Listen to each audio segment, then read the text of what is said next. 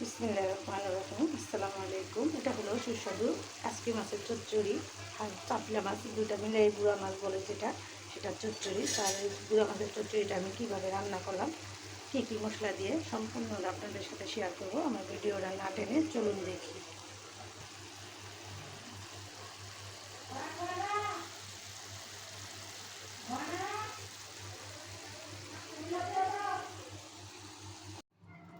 গুঁড়া মাছের চচ্চড়িটা কী করে করব সেটা আপনাদের সাথে শেয়ার করব। আপনারা দেখতে থাকুন। এটা হলো কাচকি গুঁড়া মাছ, দেখেন একদম নদীর মাছ। আর এটা চচ্চড়ি করার জন্য আমি পেঁয়াজ কুচি নিয়েছি, কাঁচামরিচ, হলুদের ফাঁকি দিয়ে দেবো সামান্য একটু তেল। আমার রান্নায় আমি সবসময় তেল মশলা কম ব্যবহার করি, আপনাদের সাথে সেটাই শেয়ার করি। দিয়ে দেবো পেঁয়াজ কুচি। আর আমি সবসময় রান্নার সময় আপনাদের সতর্কবাণী দিয়ে থাকি, সবসময় বলি চুলার আঁচ কমিয়ে রান্না করবেন, দুর্ঘটনা এড়িয়ে চলবে, বেঁচে যাবে হাজার হাজার জীবন, বেঁচে যাবে লাখ লাখ টাকা। আমার এই সতর্কবাণী আপনারা মেনে চলবেন, চুলা থেকে একটু দূরে সরে রান্না করবেন। তো এটাতে আমি কী কী মশলা দিব সম্পূর্ণ আপনাদের সাথে শেয়ার করতেছি, আপনারা দেখতে থাকবেন। যেহেতু গুঁড়া মাছ, এটা আমি পেঁয়াজটা বেরেস্তা করবো না, দিয়ে দেবো সামান্য একটু লবণ, দেবো হাফ চামচ হলুদের ফাঁকি, দিয়ে দিলাম দিয়ে দিলাম লাল মরিচের ফাঁকি, দিয়ে দিব বেশি করে লাল লাল কাঁচামরিচ। গুঁড়া মাছ রান্না একদম সহজ। আপনারা যারা না রান্না করতে পারেন, নতুন রাঁধুনি, রান্না করতে কষ্ট হয়, তাদের উপলক্ষ করে বলছি, আপনারা গুঁড়া মাছটা একদম এরকম করে কষিয়ে যদি রান্না করেন মশলাটা, সেটা কিন্তু অনেক স্বাদ হবে।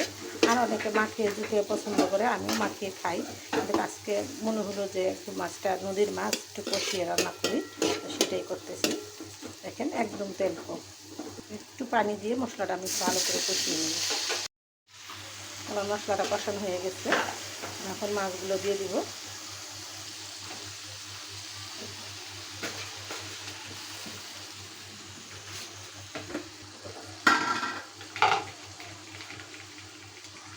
সামান্য একটু পানি দিব, বেশি পানি দেওয়া যাবে না, এটা একদম চচ্চড়ে হবে। আমি সামান্য একটু পানি দিয়ে দিই।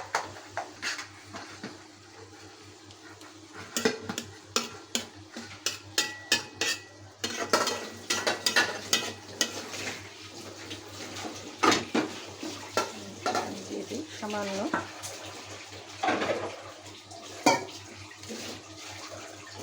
আরও আমার এই চচ্চড়িটা রান্না করতে আরও 10 মিনিট সময় লাগবে, ফিরে দেবো 10 মিনিট।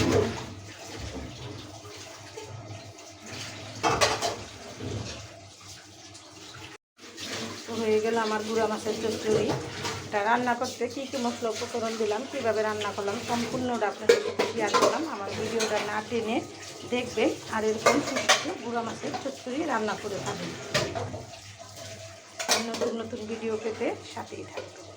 আর ভিডিওটা বড় না করে এখানে রেখে দিলাম। আসসালামু আলাইকুম।